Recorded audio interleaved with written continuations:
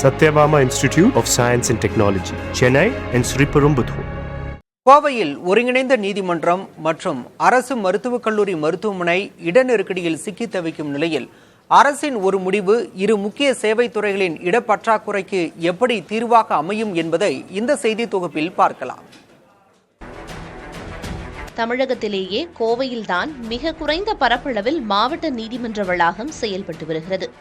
கோவை மாவட்ட ஒருங்கிணைந்த நீதிமன்ற வளாகமானது சுமார் 7.17 ஏக்கரில் 43 நீதிமன்றங்களோடு செயல்பட்டு வருகிறது. நீதிபதிகளுக்கான அறைகள், கோப்புகள் வைப்பறை, அலுவலக பணியாளர்களுக்கான அறைகள் என நெருக்கடிக்கு மத்தியில் நீதிமன்றம் இயங்கி வருகிறது. சுமார் 4000 வழக்கறிஞர்கள் இங்குள்ள பல்வேறு நீதிமன்றங்களில் வழக்குகளை நடத்தி வருகின்றனர். அதுபோக சட்ட மாணவர்கள், வழக்காடிகள், நீதிமன்ற பணியாளர்கள் என நாள்தோறும் சுமார் 10,000 பேர் இங்கு வந்து செல்கின்றனர். கழிப்பறைகள், வழக்காடிகள், வழக்கறிஞர்கள் காத்திருக்க ஒதுக்கிய இடங்கள் எல்லாம் புதிய நீதிமன்றங்கள் தொடங்கும் கட்டாயம் ஏற்பட்ட போது அவை நீதிமன்ற அறைகளாக மாற்றப்பட்டுவிட்டன. வாகனங்களை நிறுத்தக்கூட போதிய இடவசதி இல்லை. எனவே அனைத்து வசதிகளுடன் புதிதாக ஒருங்கிணைந்த நீதிமன்ற வளாகத்தை மாற்று இடத்தில் தமிழக அரசு அமைக்க வேண்டும் என்ற கோரிக்கை வலுத்துள்ளது. பார்க்கிங் வசதி ஒன்றுமே கிடையாது. அட்வொகேட்ஸே அவங்களோட வெஹிக்கிள் பார்க் பண்ணோன்னா இன்னைக்கு காலெலாம் பார்த்தீங்கன்னா இது வரைக்கும் ஃபுல்லாகவே வண்டி இருக்கும். இங்கே நடந்து போகிறவங்களுக்கு கூட வழி இருக்காது. அந்த மாதிரி தான் பார்க்கிங் சிஸ்டம் இங்கே இருக்குது. ஸோ இது தனியாக கோர்ட்டு பிரித்து இந்த குதிரை வண்டி கோர்ட்டு அந்த இடத்த மாத்திரன்னு சொல்லியிருக்காங்க. ஆனால் 1 வருஷம் கழிச்சு இப்போ தான் அதோட முன்னேற்பாடு பண்ணியிருக்காங்க. அது எப்போ முடியுது அப்படிங்கிறது இன்னும் தெரியலை. கோவையில் 165 ஏக்கரில் அமைந்துள்ள மத்திய சிறைச்சாலை வளாகம் வேறு இடத்துக்கு மாற்றப்பட உள்ளது.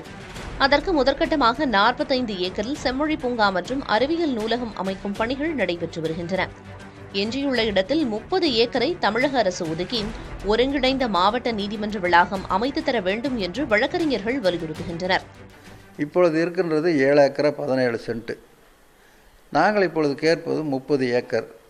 இதில் எதிர்பார்க்கின்ற அனைத்து வசதிகளோடும் அந்த நீதிமன்ற வளாகம் அமைய வேண்டும் என்று சொன்னால் 30 ஏக்கருக்கு குறைவாக இருந்தால் இன்னும் 100 ஆண்டுகள் அல்லது 200 ஆண்டுகளுக்கு தேவையான ஏற்பாடுகளை செய்வதற்கு அது மிக மிக தேவையான ஒன்றுதான். ஒருங்கிணைந்த நீதிமன்ற வளாகம் இடமாற்றம் செய்யப்படும் பட்சத்தில் அதன் அருகில் செயல்பட்டு வரும் அரசு மருத்துவக் கல்லூரி மருத்துவமனையின் இடநெருக்கடி பிரச்சினைக்கும் தீர்வாக அமையும் என்பது கோவை நகர மக்களின் கருத்தாக உள்ளது. புதிய தலைமுறைக்காக கோவையில் இருந்து ஒளிப்பதிவாளர் முத்துப்பாண்டியுடன் செய்தியாளர் Aishwarya. Satyabama Institute of Science and Technology, Chennai and Sriperumbudur.